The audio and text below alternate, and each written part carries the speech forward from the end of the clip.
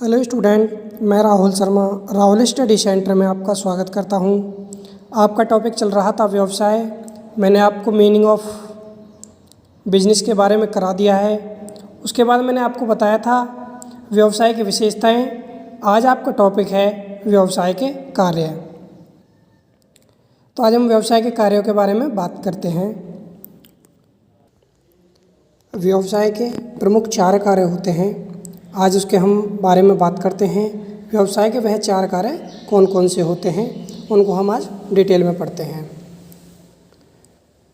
तो पहला कार्य है वित्तीय व्यवस्था।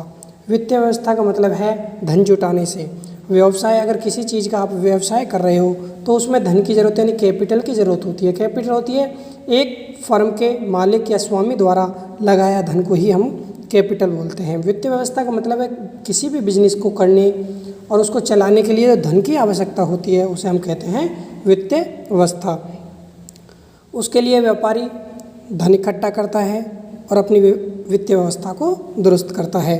जैसे लिखा हुआ है वित्तीय व्यवस्था, इसका तात्पर्य व्यवसाय के संचालन के लिए वित्त जुटाने तथा इसका सही उपयोग से है। यानी जो व्यवसाय है उसको चलाने के लिए, उसका संचालन करने के लिए जो वित्त जुटाना, जो धन जुटाया जाता है और उसको सही से उपयोग करना। ये नहीं हो कि आपने किसी बिजनेस के लिए धन जुटा लिया है और उस जो धन जुटाया है उसको गलत प्रयोग और उसका यूज सही प्रकार से ही होना चाहिए, उसको गलत तरीके से नहीं लिया जाना चाहिए। उसके बाद है विपणन यानी मार्केटिंग। मार्केटिंग का मतलब है जिस चीज़ का आप बिजनेस कर रहे हो, जैसे उसमें सेवा हो या किसी को सेवा दे रहे हो आप, या वस्तुओं का उत्पादन कर रहे हो या उत्पादकों को उपभोक्ताओं को परिचित कराने से। यानी जैसे मार्केटिंग का मतलब है एडवर्टाइजमेंट। आप देखते होंगे टीवी या रेडियो वगैरह या कुछ भी आप मोबाइल फ़ोन देखते होगे या यूट्यूब देखते होगे, उस पर एडवर्टाइजमेंट आते हैं। तो उसमें क्या होता है, जो व्यवसायी है, जो मालिक है, वो क्या करता है, अपनी वस्तु का प्रचार करता है जिससे ज़्यादा से ज़्यादा लोग उस चीज़ को देखें और उसकी जो क्वालिटी है उसके बारे में पता चले। यानी मार्केटिंग व्यवसाय का कार्य भी है मार्केटिंग। बिना मार्केटिंग के किसी भी लक्ष्य को हासिल नहीं किया जा सकता। तो आप विपणन को भी समझ गए होंगे। तो पहला मैंने आपको वित्तीय व्यवस्था, किसी भी बिजनेस को करने के लिए सबसे पहले धन की आवश्यकता होती है, उसको जुटाया जाता है और उसका फिर उसके बाद सही उपयोग किया जाता है। तो उसे हम क्या बोलते हैं, वित्तीय व्यवस्था। उसके बाद है विपणन। विपणन क्या होता है, मैंने बताया आपको मार्केटिंग। मार्केटिंग होती है किसी भी वस्तु, यानी आप किसी भी वस्तु का उत्पादन कर रहे हो या कपड़े का, जैसे एक व्यवसाय मान सकते हो। जैसे आपने बाज़ार में नया कपड़ा आया तो उसको सभी लोगों तक पहुंचाने के लिए क्या करते हो, एडवर्टाइजमेंट डालते हो, अखबारों में एडवर्टाइजमेंट, टीवी पर एडवर्टाइजमेंट, जिससे उस कपड़े के बारे में सभी को पता चल सके और व्यवसाय को अधिक से अधिक लाभ हो सके। तो ये क्या है, एक मार्केटिंग है। उसके बाद है व्यवसाय का तीसरा कार्य है उत्पादन। इसका तात्पर्य उपभोक्ता के अनुसार उत्पादन को उत्पादित करने से है। उपभोक्ता के अनुसार जो है उत्पादन, यानी अधिक से अधिक उत्पादन, किसी भी वस्तु का जो मार्केट में जिसकी मांग अधिक से अधिक है उसका अधिक से उत्पादन करना व्यवसाय का भी ये कार्य है। अगर आप किसी वस्तु की अगर बाज़ार में मांग है और उस वस्तु को आप उत्पादन करते हो तो उससे क्या होगा, अधिक से अधिक आप प्रॉफिट कमाओगे, अधिक से अधिक लाभ होगा आपको। तो वो क्या है, यानी व्यवसाय का एक चौथा मतलब कि तीसरा प्रमुख कार्य भी उत्पादन है। उसके बाद है मानव संसाधन प्रबंध। प्रबंध बताया था मैंने, किसी दूसरे व्यक्ति से कार्य कराने या किसी संगठन के साथ मिलकर खुद से कार्य करना ही क्या बोलते हैं, प्रबंध। तो उसी प्रकार मानव संसाधन प्रबंध, मानव के जो संसाधन हैं उनका वे प्रबंध करना व्यवसाय का कार्य है। जैसे लिखा हुआ है, इसके अंतर्गत उन सभी क्रियाओं को सम्मिलित किया जाता है जो व्यवसाय व व्यावसायिक कर्मचारी की क्षमता में वृद्धि करती हैं। यानी जो मानव संसाधन प्रबंध का मतलब है, इसमें जो क्रिया उनको सम्मिलित किया जाता है जो व्यवसाय और कर्मचारी को उनकी क्षमता में वृद्धि कर सकें, उन सभी क्रियाओं को इसमें सम्मिलित किया जाता है। मैंने आपको 2 क्रियाएं कल कराई थी, एक बताया था आर्थिक क्रिया और एक बताई थी अनार्थिक क्रिया। तो आर्थिक क्रिया का मतलब मैंने आपको बताया था, आर्थिक क्रिया वह क्रिया होती है जो धन कमाने के उद्देश्य से जो क्रिया की जाए उसे हम आर्थिक क्रिया कहते हैं। जैसे मैंने आपको एग्जाम्पल बताया था, किसी शिक्षक का स्कूल में पढ़ाना वो क्या है, एक आर्थिक क्रिया है, क्योंकि अगर कोई शिक्षक स्कूल में पढ़ा रहा है तो उसका उद्देश्य क्या है, धन कमाना है।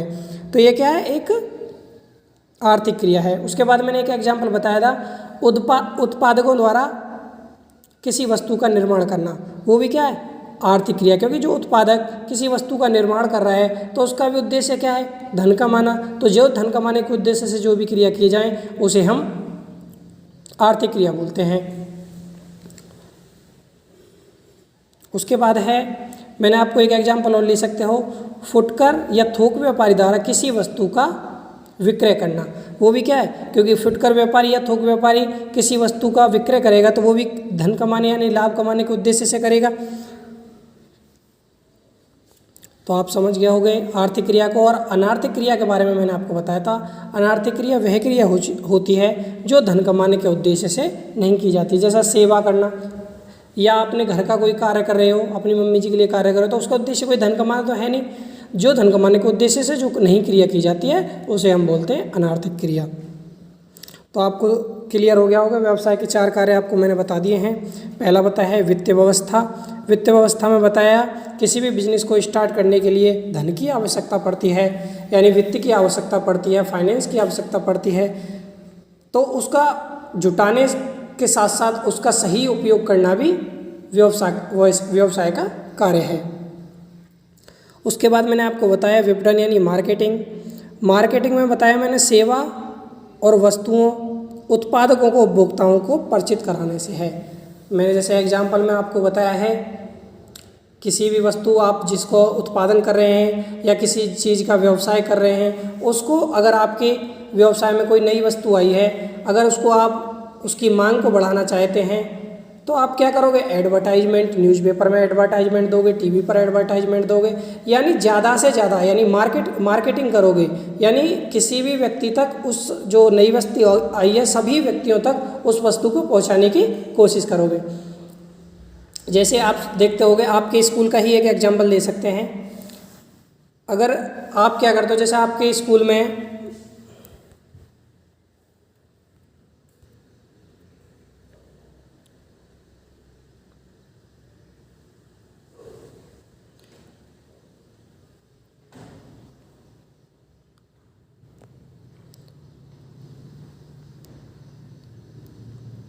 आप अपने स्कूल का ही एक एग्जांपल ले सकते हो। स्कूल में क्या करते हो, आप बच्चों को मार्केट बनाने के लिए बच्चों को बताते हैं कि हमारे स्कूल में ये फैसिलिटी हैं। सभी टीचर भी अपने स्कूल की मार्केटिंग करते हैं, बताते हैं कि अच्छा है। इसी वजह से मार्केटिंग यानी गुडविल की वजह से ही स्कूल में ज़्यादा से ज़्यादा एडमिशन मिलते हैं। तो ये क्या है, एक मार्केटिंग है, जिससे स्कूल का जो व्यवसाय है उसमें लाभ अधिकतम हो और सेवा की भावना के साथ साथ उसका अधिकतम लाभ भी हो। ये भी क्या है, एक मार्केटिंग है।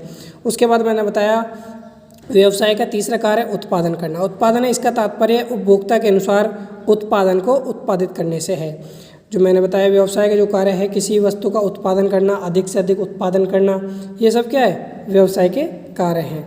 उसके बाद है मानव संसाधन प्रबंध। मानव संसाधन प्रबंध मैंने बताया किसी संगठन द्वारा किसी कार्य को कराना या उसके साथ मिलकर किसी कार्य को कराना, दूसरे से किसी को कार्य कराना, ये क्या है, प्रबंध। जैसे एग्जाम्पल के लिए समझ सकते हो, जैसे स्कूल में डायरेक्टर सर, प्रिंसिपल, अदर जो टीचर हैं उनसे जो कार्य कराते हैं, उनको जो नेतृत्व करते हैं, वो भी क्या है, एक प्रबंध है, एक मानव संसाधन प्रबंध है।